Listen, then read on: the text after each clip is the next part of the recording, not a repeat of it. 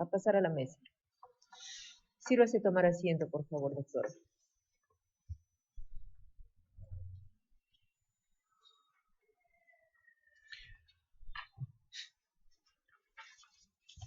Doctora Susana Castañeda Otsu, muy buenos días. Quería darle la bienvenida. Es realmente un gusto verla nuevamente. Agradecerle por su participación en esta entrevista. Solo para hacerle recordar, doctora Castañeda, vamos a hacerle un conjunto de preguntas que giran en base a su solvencia, su idoneidad, a su trayectoria académica profesional. Vamos a hacer preguntas sobre su proyección personal y el conocimiento de la realidad nacional y del Poder Judicial. Estos son parámetros que están previstos en la ley. Vamos a tratar de someternos, digamos, a esos parámetros. Vamos a pedirle a la doctora, a nuestra colega, la doctora María Zavala, tuviera la amabilidad de poder iniciar estas preguntas sin perjuicio de que los demás miembros se puedan animar a hacer unas preguntas adicionales. Muchas gracias, doctora Castañeda. Doctora Zavala. Sí, muchas gracias, señor presidente, reiterándole la bienvenida del Pleno a la doctora Castañeda Otsu. Doctora, en su hoja, bueno, conocemos su trayectoria, la tenemos acá, su trayectoria, amplia trayectoria en lo judicial, en lo académico también. Lo que me llamaba un poquito la atención, y a ver, nos puede decir, es que no menciona una trayectoria en el Ministerio Público. Usted también creo que estuvo en el Ministerio Público, o me puedo equivocar, porque usted en su publicación Habeas Corpus, aspectos procesales relevantes, un análisis a partir de la jurisprudencia menciona ese paso por el Ministerio Público. Doctora Castañeda, sí. ¿Puede retirarse si quiere la mascarilla para que tenga más comodidad? Muchas gracias. Doctora María Zavala, señor presidente, señores y señoras miembros de esta honorable Junta Nacional de Justicia, en efecto, lo que usted me pregunta es correcto. Lo que pasa es que cuando hice el currículum, entendí que nos pedían a partir de nuestra vigencia en el Poder Judicial. Lo que dice la doctora María Zavala es verdad. Desde el año 1983, durante 10 años me desempeñé además en el Ministerio Público, en el Distrito Judicial de Lambayeque, donde fui fiscal provincial en lo penal durante 7 años, y luego vine al Callao, donde se creaban las fiscalías especializadas en Defensoría del Pueblo y Derechos Humanos, bajo la conducción del doctor Clodomiro Chávez Valderrama, y fui convocada. Y fue una experiencia muy importante para mí estar 10 años en el Ministerio Público. Esa fue la razón. Doctora ¿Era un cargo Zavala. de titular o era un cargo de provisional? Yo fui al inicio, cuando me designaron magistrada fiscal provisional, pero luego adquirí el titularato.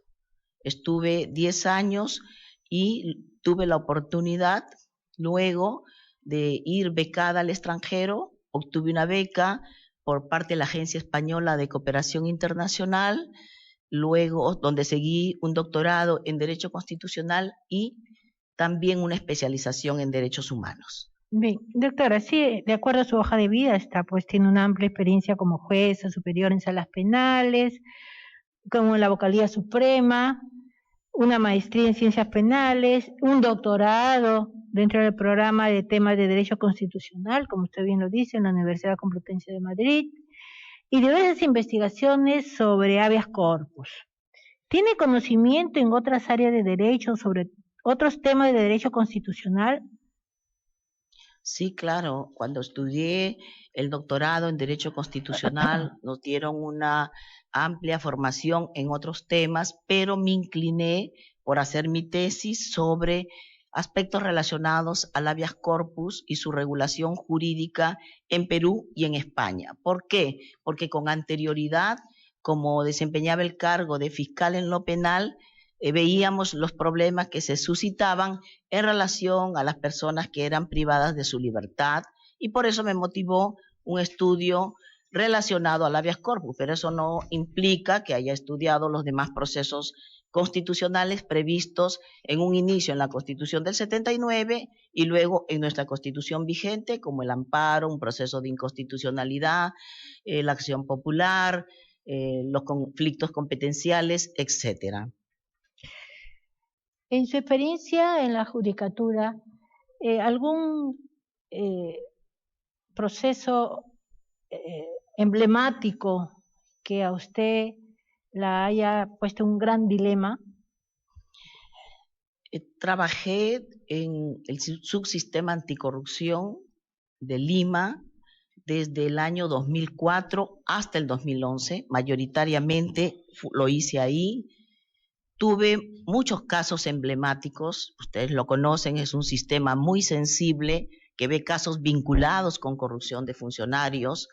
Era la época muy difícil que pasaba el país, luego de la difusión del video Curi Montesinos. Yo llegué en el 2004 ya a una sala anterior, presidida por la doctora Villa Bonilla, había hecho un gran trabajo y lo venía haciendo. Nosotros nos integramos a ese subsistema especializado y ahí tuve la oportunidad de conocer casos relevantes como la CTS de los 15 millones, el caso denominado el General Victorioso, el caso de Vladipolos. Pero usted me pregunta si hubo algún caso que mereciera un conflicto para mi persona o en general para nosotros. Yo creo que estaba con dos magistradas muy competentes, muy valientes, donde supimos afrontar todos los problemas que se presentaron y no significó para nosotros ningún problema abordar con valentía, con independencia, con imparcialidad, con mucha responsabilidad social este tipo de casos. No tuve un dilema en particular en relación a resolver estos casos. Bien, dígame, doctora, ¿qué situaciones conflictivas le ha tocado afrontar a nivel laboral y cómo la resolvió? Si es respecto de casos, tuve que implementar el subsistema especializado que aplicaba el nuevo Código Procesal Penal cuando entró en vigencia los delitos para corrupción de funcionarios, porque estos casos se venían aplicando progresivamente a nivel nacional, pero luego el 2011 es para todos, me dan el cargo de poder implementar, era una gran responsabilidad. Tuvimos el apoyo de todos los presidentes de Corte Superior y también de la Corte Suprema. Quizás un problema que teníamos que abordar era que pasábamos del Código de Procedimientos Penales a un Código Procesal Penal que se rige por sistema de audiencias. Tuvimos que implementar todo un sistema para la oralidad, donde no estábamos acostumbrados, veníamos de un proceso que era escrito para pasar a un proceso totalmente oral. Ese podría haber sido un problema que se enfrentó con éxito. Luego dispuse también en esa época que todo se ponga en la página web del Poder Judicial.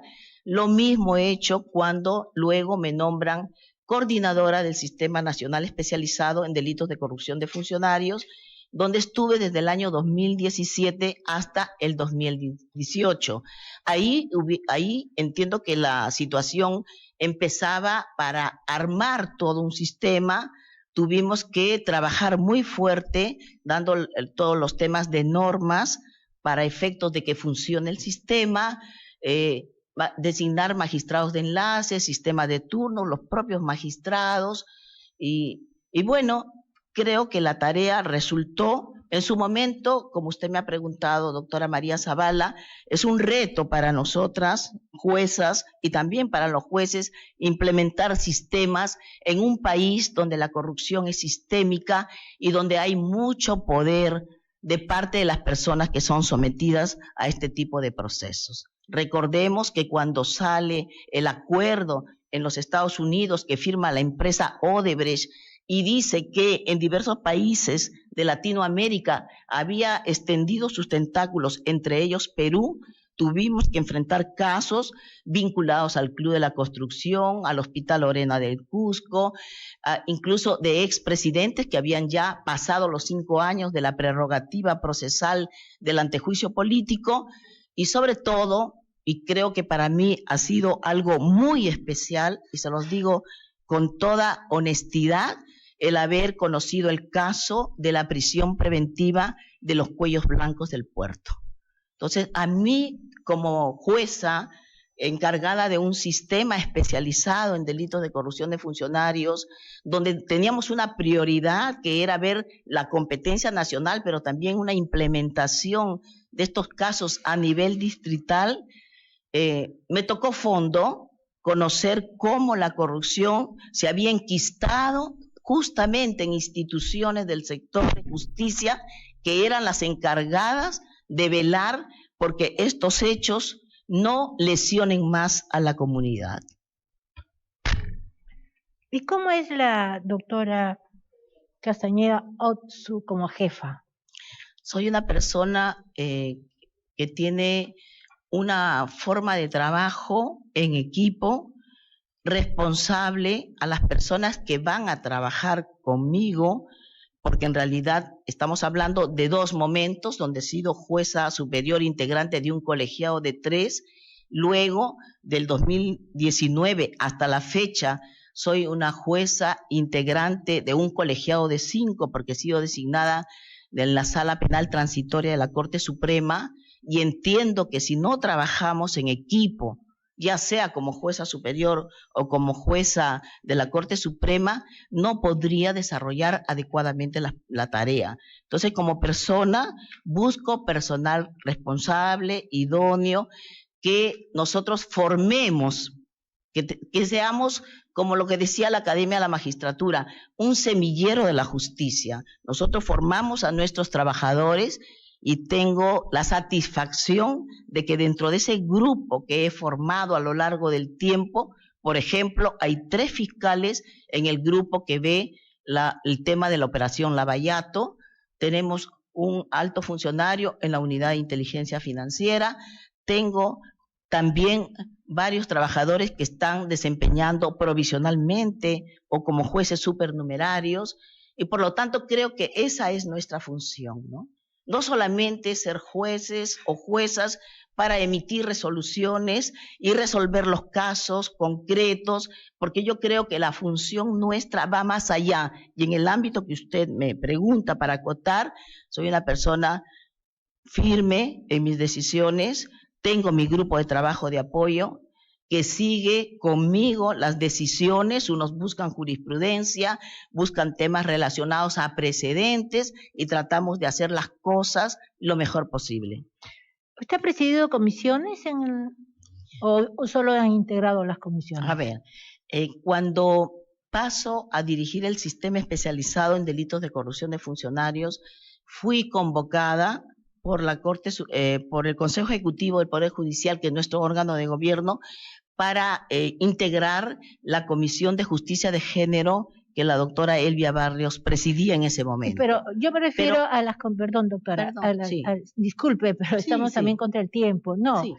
Comisiones donde usted ha presidido, no que ha integrado, como presidenta de comisiones. No he presidido, no ninguna, porque ninguna. Justamente dejé de integrar esa comisión que me importaba estar ahí, precisamente por la gran tarea que tenía que hacer como coordinadora del Sistema Nacional Especializado en Delitos de Corrupción de Funcionarios. No, claro, pero eso ha sido en los últimos 5 años, creo, ¿no?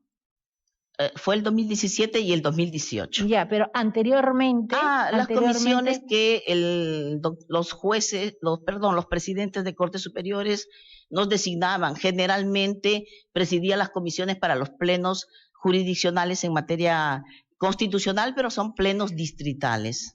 ¿Y qué motivos, doctora Castañeda, podría llevarla a abandonar la judicatura? ¿Ahora?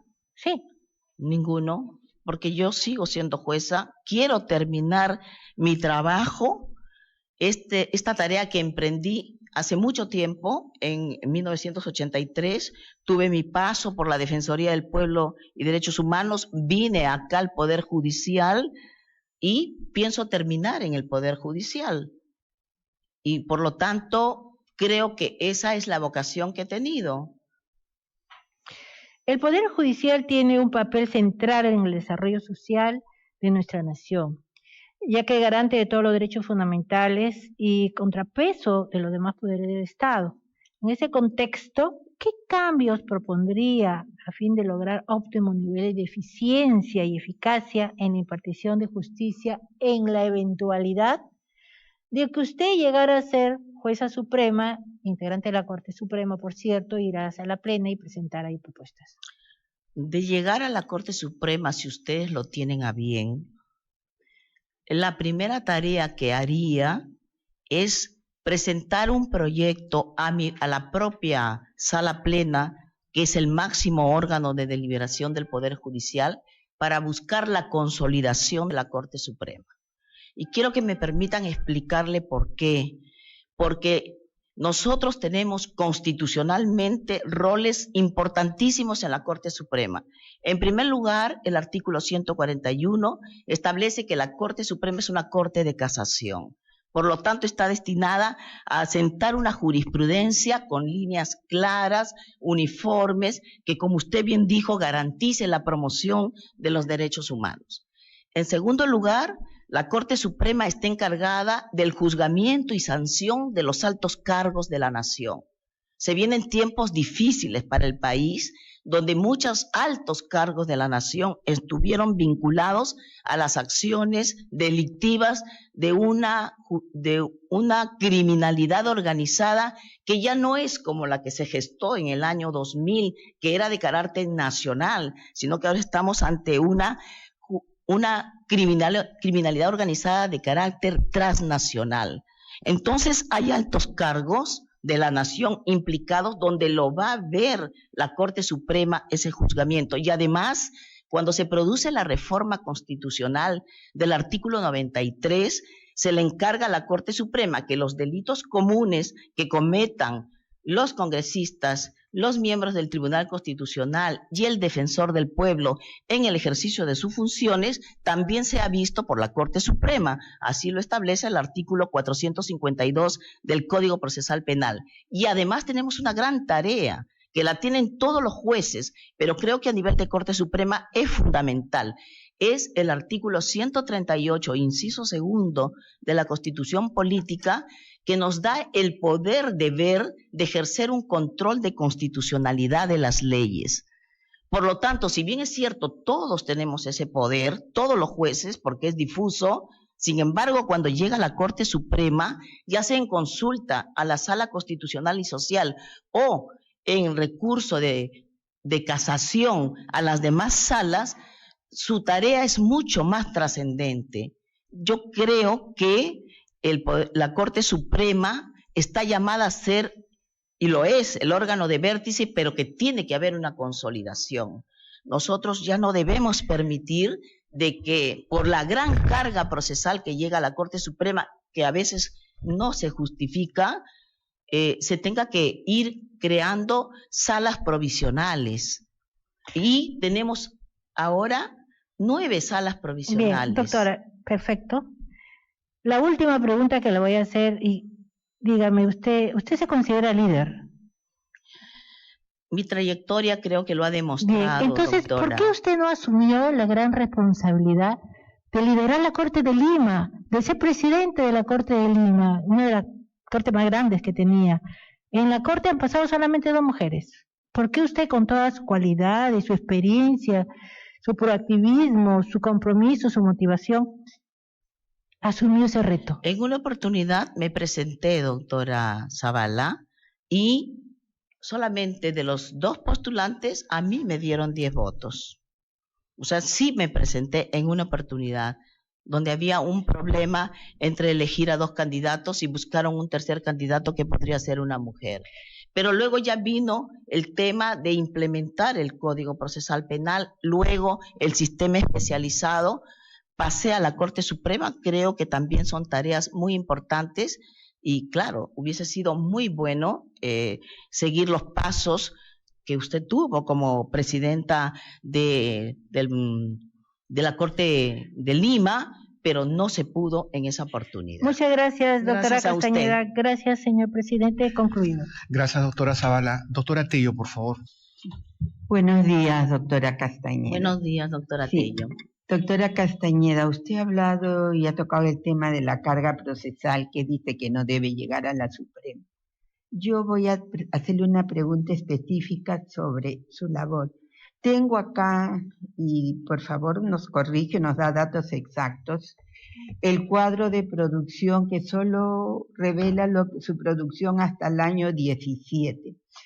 En el año de la pandemia, en que estuvo paralizada y se hizo el trabajo remoto a partir de julio, ¿cuál fue su producción? ¿Cómo manejó, cómo gestionó su despacho para no perjudicar el dictado de resoluciones? El año 2020, cuando se decreta el estado de emergencia, por primera vez por una situación atípica como era la pandemia, nos cogió desprevenidos y fuimos la primera sala, la sala penal transitoria, a la que se encargó de que solo viera los casos más necesarios, ¿no? Que no viera todos los casos, eso salió por resolución administrativa. Luego, eso duró más o menos hasta junio, y ya en julio, los 5 miembros de la sala penal transitoria dijimos, bueno, que se implemente ya, como el sistema se estaba implementando el informático, empecemos a recibir ya informes orales de la población. Tuvimos en el año 2020 una baja en la producción, esa fue para todos nosotros, los 5 magistrados. En el año 2021 hemos tenido ya un avance y en este 2022 mucho mayor. En el 2020, ¿cuál fue su producción? No la tenemos, por eso no le la pregunto. tienen. No. Ya, en el 2020 aproximadamente fueron 470 expedientes míos, ¿ah? Porque nosotros votamos en grupo. Sí, y lo conocemos, pero... Y 470 por ahí, pero luego...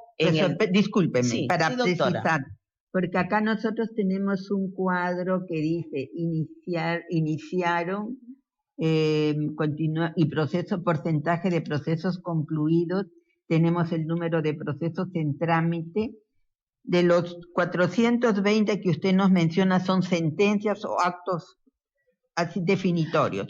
En la Corte Suprema lo que llega generalmente son temas ya para resolver. Lo entiendo, sí, lo sí, sabemos, doctora. Pero le digo, esa fue su producción total. La producción, si usted la tiene, me la podría decir, porque no, yo más o menos...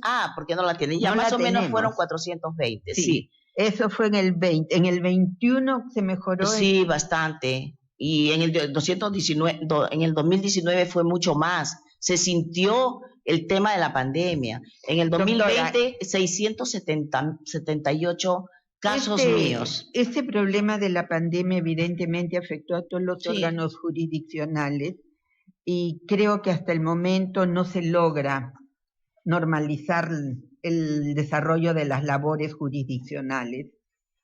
¿Qué propondría usted para que se vuelva a la producción de los años prepandemia? Ya. Hemos logrado, como le digo, al 2022 estamos ya alcanzando las metas como si fuera antes prepandemia. O significa que ya esta parte se está tratando de superar. ¿Qué propongo como magistrada de la Corte Suprema o a nivel general? A nivel nacional ya se están dando las directivas para que empiece un trabajo presencial.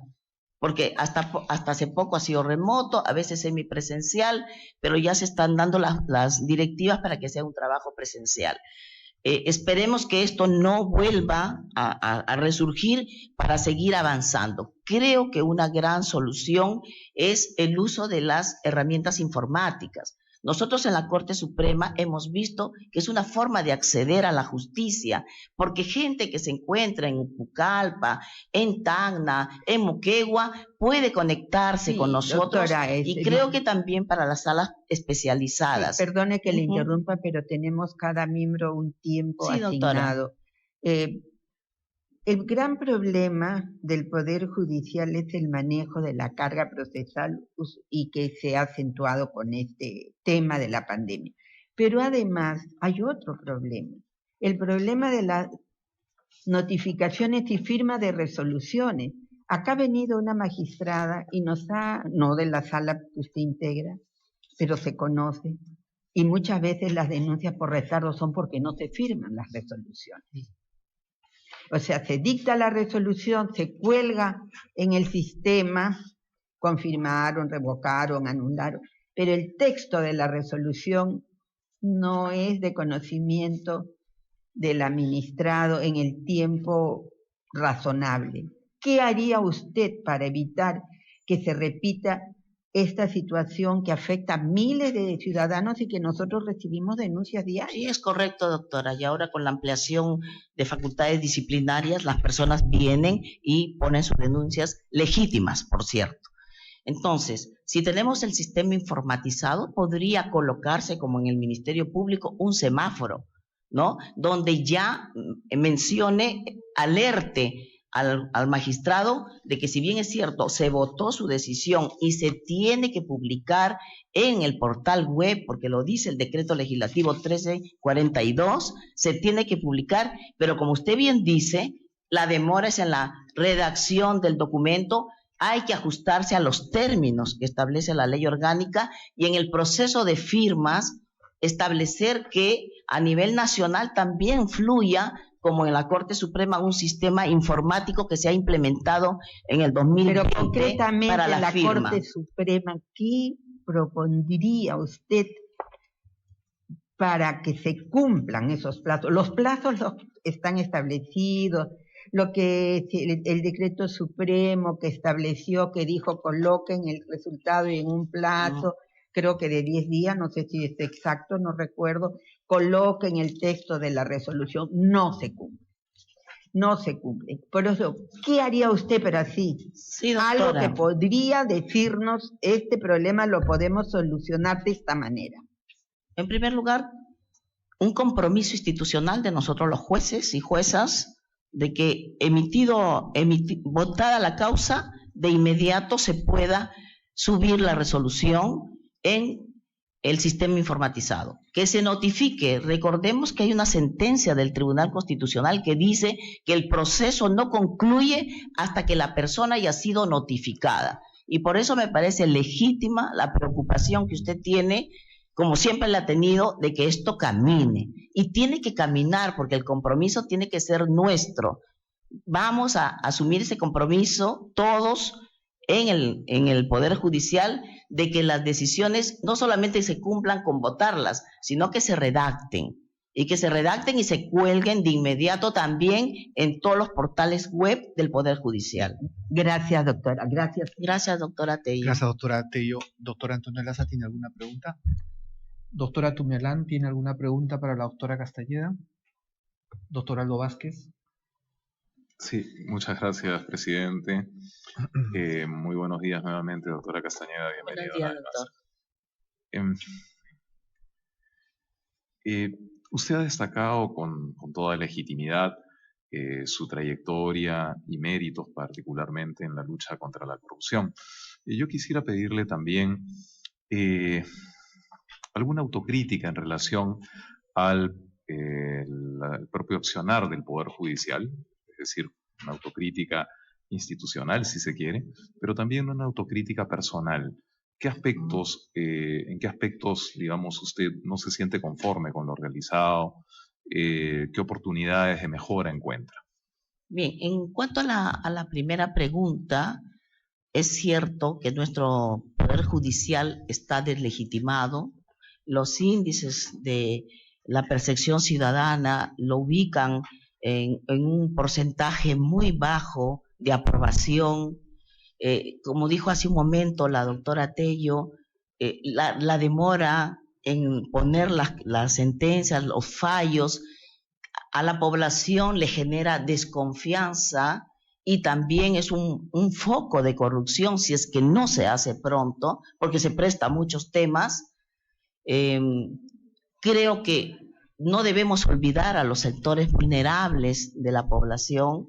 Estamos viendo que se está haciendo un esfuerzo articulado a partir de las relaciones de coordinación entre los entes del sistema de justicia, pero falta todavía. Y falta porque también nuestro país está inmerso dentro de el sistema de justicia integrado por varios órganos no es una isla, sino que está dentro de un país que tiene grandes problemas. Y por lo tanto, he escuchado algunas de sus intervenciones suyas. Es cierto, necesitamos optimizar los pocos recursos que tengamos, ¿no? Creo que también un factor fuerte que a nosotros nos cuestionan a muchos es que, además de este retardo, que no se notifican las decisiones, existe un maltrato al litigante. Creo que eso tiene que cambiar. Nosotros tenemos que respetar y entender que el Poder Judicial es un servicio. Nosotros brindamos un servicio de justicia. Ahora, creo que sí estamos pasando momentos difíciles. Sabe usted, doctor Vázquez, que esto no es de ahora, que viene desde el Acuerdo por la Justicia, luego la Seriajus, el Consejo de Reforma del Estado, y me preocupa como miembro de una institución. Desde 1822, doctora, con Torre Tagle, claro, y su decreto sobre la reforma de los tribunales. Todo el tiempo hemos estado en constantes reformas y esperemos cambiar, que esto tenga resultados positivos. Ahora, si usted me dice, ¿qué podemos hacer? ¿Qué no hice? ¿Qué me faltó hacer? ¿Qué oportunidad de mejora podría tener si es que llegara a la Corte Suprema? También tengo una propuesta de fortalecimiento del Sistema Nacional Anticorrupción a nivel distrital. Doctora, sí, yo le agradezco por la respuesta al primer aspecto de la pregunta. ¿Ya? En relación al segundo aspecto, a nivel personal, ¿qué autocrítica podría formularse usted?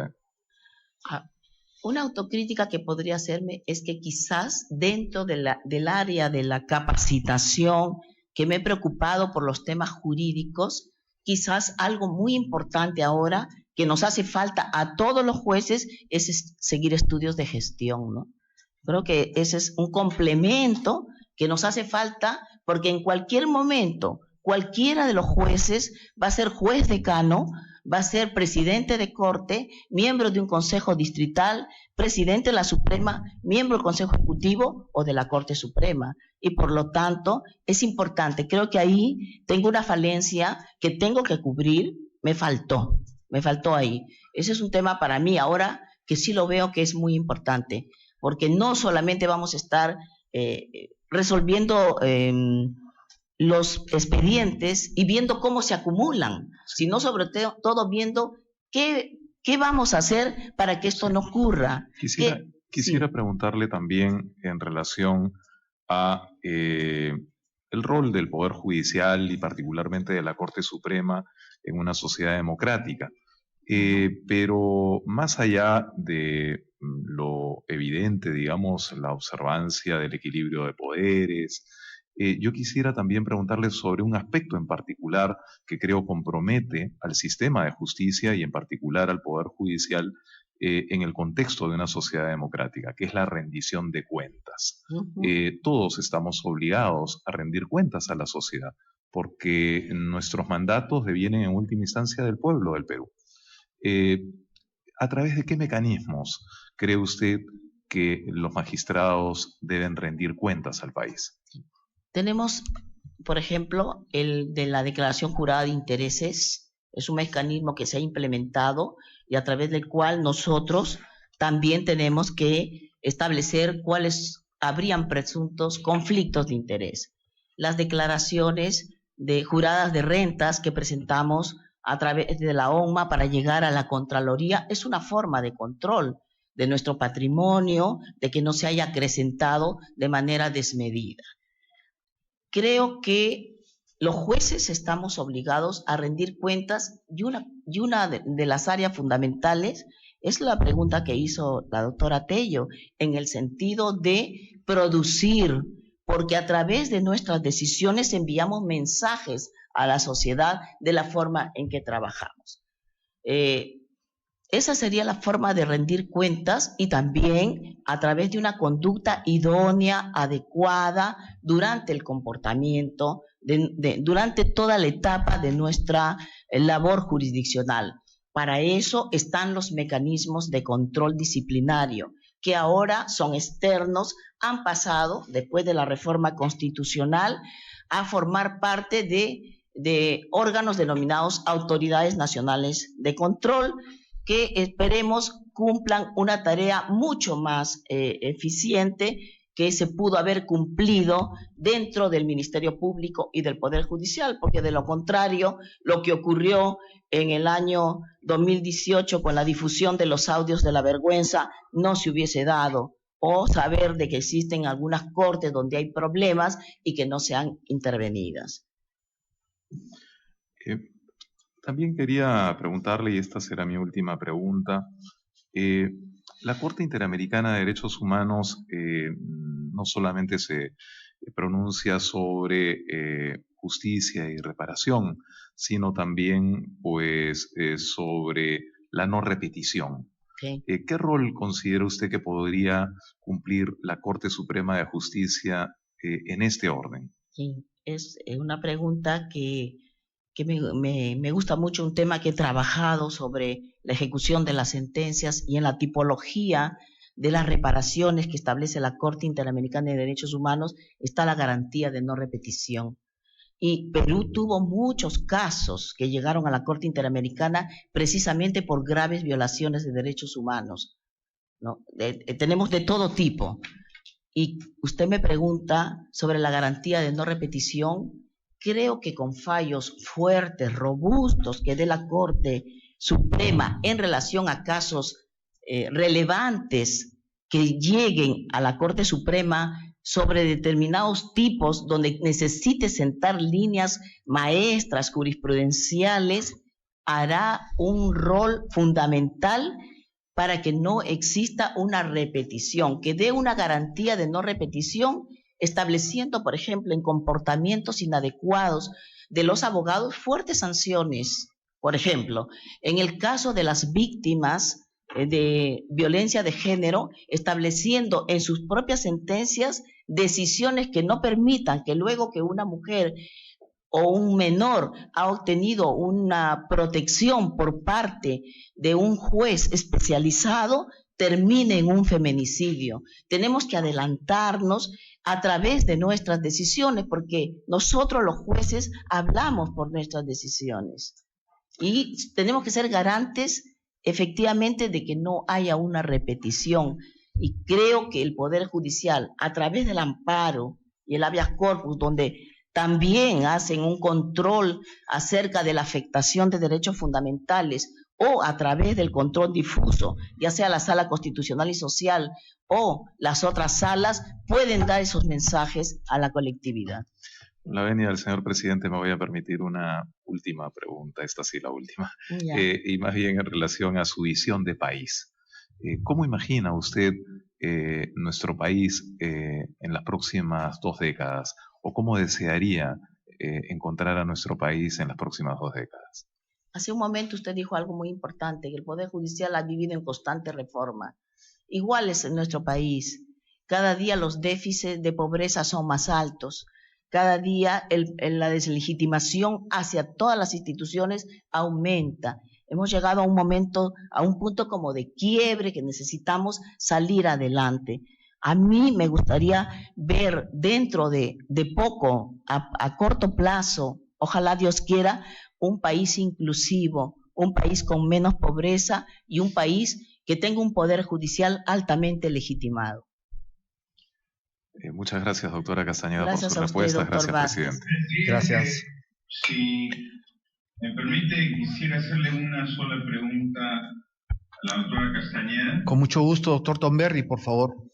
Gracias, presidente. Doctora Castañeda, de las realidades, digamos, del sistema de administración de justicia, es un alto índice de provisionalidad. ¿Cuál sería su punto de vista sobre el tema? Y sobre ese punto de vista, ¿qué acciones propondría usted? Sí, en efecto, del mayor número de jueces que tiene el Poder Judicial, tenemos el mayor porcentaje entre jueces provisionales y jueces supernumerarios. Hay que afinar los mecanismos de captación de los jueces supernumerarios y que para los jueces provisionales se establezcan los mecanismos adecuados a través de la evaluación parcial del desempeño, promover a los que sean los mejores jueces para que puedan llegar a ocupar provisionalmente estas plazas, porque no sé qué ha pasado en realidad en nuestro Poder Judicial que haya tanto alto grado de provisionalidad, porque estamos hablando de las plazas que están presupuestadas.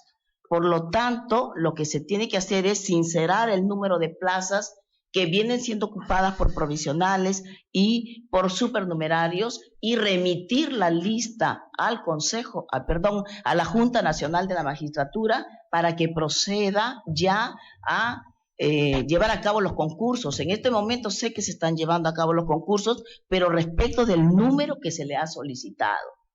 Ahora, se han creado, supongo, aumenta el número de provisionales porque se han creado 2 sistemas, aparte del sistema especializado en delitos de corrupción de funcionarios a nivel distrital, que yo quería hablar sobre ese proyecto de fortalecimiento de ese sistema, pero se han creado 2 más, el de extinción de dominio y el de violencia de género y del entorno familiar. Entonces entiendo que son plazas nuevas, que algunas serán cubiertas por titulares, otras serán cubiertas por provisionales. Por lo tanto, lo que tiene que hacerse es, tan luego esas plazas presupuestadas se tengan que cubrir, se comunique al ente constitucional correspondiente, como es la Junta Nacional de Justicia, para llevar a cabo los concursos correspondientes. La provisionalidad de la Corte Suprema es muy alta. Nosotros no podemos seguir en esa lógica. Chile, que tiene 18 millones de habitantes, tiene 21 jueces supremos titulares. Colombia tiene 32 jueces supremos, todos titulares. Se acaba de dar una reforma constitucional en su ley de Colombia para que se establezcan 9 jueces que puedan llevar los casos de los altos cargos de la nación.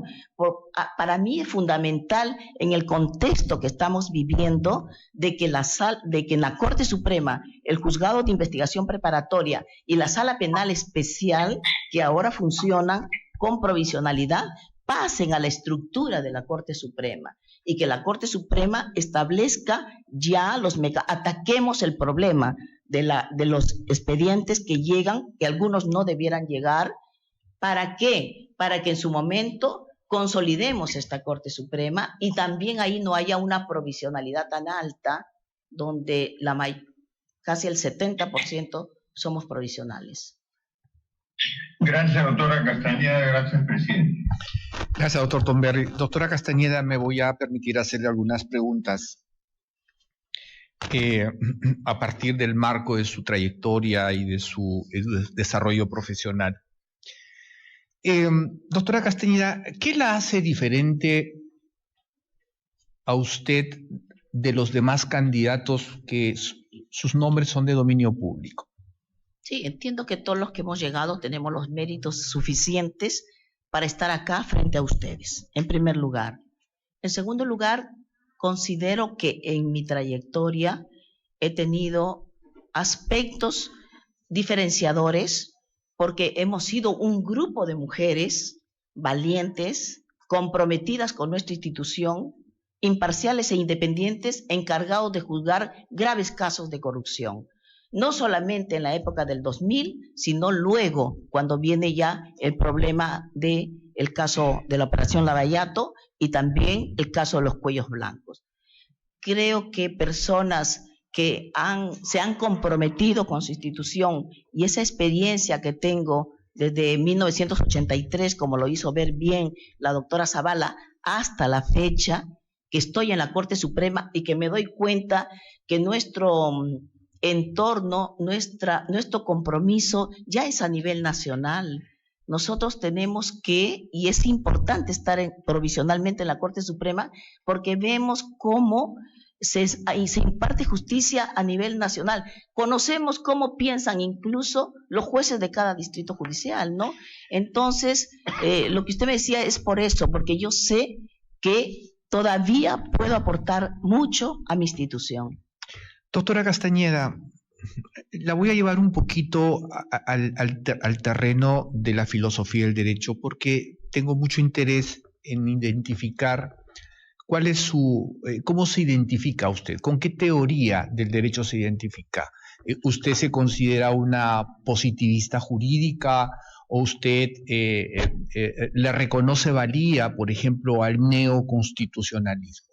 Entre esas dos importantes corrientes filosóficas, ¿dónde se ubica usted por su trayectoria, su experiencia y su formación? Yo me considero como jueza una persona que pertenece a la corriente del positivismo, pero de un positivismo crítico, donde tengo a una ley, pero por encima de la ley está la Constitución. Y esa Constitución tiene una parte dogmática y una parte orgánica. En esa parte dogmática están los principios, los valores implícitos, porque no tenemos listado de valores, pero sí principios y derechos. Y tenemos una disposición que nos obliga a nosotros los jueces a interpretar los derechos que la Constitución garantiza de conformidad con la Declaración Universal de Derechos Humanos y los tratados internacionales. Por eso, es decir, usted no le reconoce, digamos, los aportes del neoconstitucionalismo. No los reconoce. Sí tenemos que reconocer también, pero bajo la lógica de que soy una jueza, el positivismo crítico, bajo esa concepción de principios y valores, que es lo que siempre hemos seguido nosotros, esa es la que yo considero que por ahora es la que yo sigo adoptando. ¿Usted reconoce lo que plantea el neoconstitucionalismo de que, bueno, es una nueva concepción del derecho que en principio está pensado pues en el reconocimiento de la persona humana como la centralidad del derecho, la jurisdicción constitucional, la importancia de la jurisdicción constitucional? ¿Usted reconoce, digamos, esas líneas del neo? Claro. Las reconoce. Las reconozco. En consecuencia, si nuestro Tribunal Constitucional, doctora Castañeda, en una sentencia ha establecido que la ratificación es un mecanismo de rendición de cuentas, usted tiene una pregunta que le hizo el doctor Vázquez, de cómo cree usted que los jueces y las juezas deben hacer rendición de cuentas a la República, y usted hizo referencia a una declaración jurada, que en realidad el sistema de la declaración jurada es un mandato legal, ¿no? En cambio, la ratificación, en sentencia y en boca del Tribunal Constitucional, ha señalado que es la ratificación un mecanismo de rendición de cuentas. Y yo he escuchado en algunas intervenciones públicas de usted como magistrada un cuestionamiento a la ratificación porque afecta a la independencia judicial. Y yo le hago esta pregunta porque evidentemente usted puede ser una jueza suprema. En consecuencia, es una pregunta que en lo personal me gustaría conocer en qué medida la ratificación, que es un mandato constitucional, y que además el Tribunal Constitucional ha reconocido que es un mecanismo de rendición de cuentas, y por eso yo le hacía la pregunta, filosóficamente, ¿cuál es su posición? Porque si usted es una neoconstitucionalista, pues creo que como jueza nosotros nos pone en una situación de tener cierta lealtad a las sentencias del Tribunal Constitucional. Entonces, y ahora tener una actitud de decir que la ratificación, digamos, cuestiona la independencia judicial, me gustaría saber su posición sobre este tema con claridad, con reflexión. Doctor Ávila.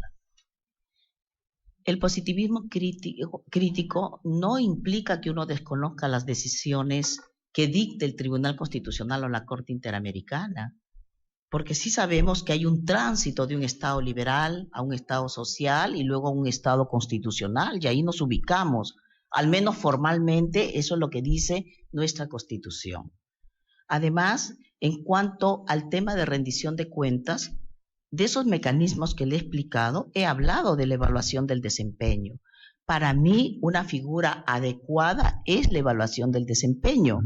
Yo, si me permiten decirles con toda honestidad, considero que una evaluación integral a los 7 años, luego de que la Junta Nacional de Justicia tiene poderes disciplinarios fuertes, porque no solamente va a haber a jueces y fiscales supremos, sino a jueces y fiscales de todas las jerarquías, como lo han venido haciendo. Han decidido ya varios casos que vayan a ser vistos y sancionados por el órgano de control de cada institución.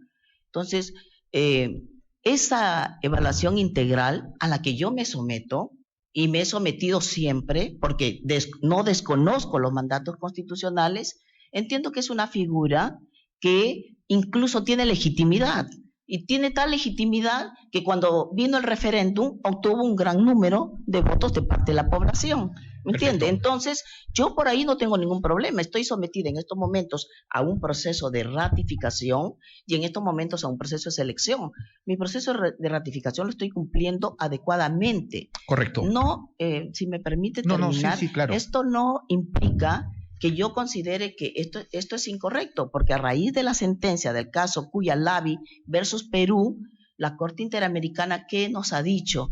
Que hay un problema en cuanto a que los no ratificados no pueden reingresar. Nosotros sabemos que eso no va a pasar, porque ya el Tribunal Constitucional, en el precedente vinculante, Jacobo Romero, dijo que sí, y si se suscitara una situación similar, lo va a hacer, porque esa es su línea jurisprudencial. Perfecto, me quedó muy claro, doctora Castañeda.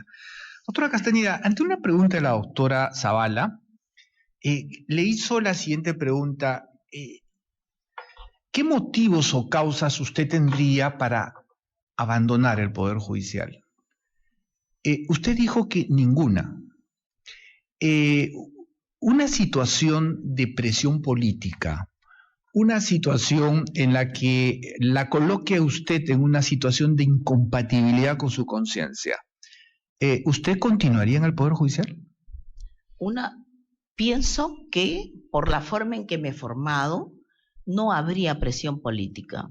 Nosotros, los del Subsistema Anticorrupción de Lima y luego el sistema especializado, estamos acostumbrados desde el comienzo a tipos de presión, pero hemos sabido sobresalir y llevar adelante nuestros procesos con plena independencia e imparcialidad. No creo que haya problemas políticos. He resuelto casos políticos muy difíciles. Entonces, nunca he tenido temor. Entonces, creo que la presión política no habría. Y si hubiera, la ley orgánica del Poder Judicial tiene un artículo que nos permite denunciar ante el Consejo Ejecutivo esas presiones políticas para que a nosotros nos garanticen nuestra independencia. Creo que no habría. Y en segundo lugar, si tuviera un problema de conciencia, no entiendo cuál tipo de problema podría ser de conciencia, pero creo que a lo largo de mi carrera he tenido la plena satisfacción de caminar mirando delante a las personas, porque tengo valores y principios que mi familia me inculcó, y me voy en las noches y me acuesto tranquila y duermo. ¿Correcto? Eso es importante. Correcto, sí, claro, es importante eso. Doctora Castañeda, ¿cuál es el rol de un juez, una jueza en una democracia constitucional? Creo que el rol que se espera de los jueces no es ser simples personas que van a ver un expediente y resolver. Un expediente no es un número ni un conjunto de papeles. Un expediente significa una persona que tiene dignidad y derechos, y detrás de esa persona tiene una familia. Por lo tanto, cuando nosotros resolvamos los casos, no pensemos en casos, el caso 2040, el 5030, pensemos en personas. Entonces, si la Corte Suprema y todos los jueces asumiéramos que la tarea nuestra en un Estado constitucional es garantizar los derechos fundamentales y especialmente de los sectores más vulnerables, habremos cambiado mucho el rostro de la justicia y habremos alcanzado la legitimidad que queremos. La Corte Suprema tiene mucho que hacer. Cuando llegue a estar en un momento adecuado de pacificación, de que las cosas se vayan calmando, de que sean las salas que realmente se requieran, deberá dictar políticas que permitan que se acerque el Poder Judicial a la población. Se dice que el Poder Judicial no conoce todavía a sus usuarios, y yo creo que es verdad. Nosotros tenemos que conocer la realidad de nuestro país, de que somos un país étnico, pluriétnico, multicultural, con mucha pobreza, con mucha violencia de género contra los niños. A mí me duele, me sensibiliza cuando estoy en la Corte Suprema resolviendo casos de menores que son víctimas de violación por sus padres, por sus tíos, por sus profesores, y que tenemos que imponer cadena perpetua, porque eso es lo que nos piden. Nosotros creo que ha llegado el momento de asumir otro rol. El rol en un Estado constitucional es que este juez aplique las leyes de conformidad con la Constitución, con principios y valores, se acerque a la colectividad, reciba sus peticiones, reciba sus quejas, trate de encontrar soluciones a sus problemas, porque nos ven como algo lejano, y nosotros no somos algo lejano, somos seres humanos también. Perfecto. Doctora Castañeda, la última pregunta. El nuevo Código Procesal Constitucional, ¿cuál es su evaluación crítica? A ver, el nuevo Código Procesal Constitucional, en realidad para mí no debió haberse dado un nuevo Código Procesal Penal porque casi repite el 90% de las disposiciones del Código Procesal Constitucional del 2004. No tiene muchas cosas nuevas que aportar, lo único que ha hecho es introducir algunas decisiones de la jurisprudencia. Debió haber sido más pensado, más reflexionado, convocar a todos los actores para que pueda darse un código nuevo.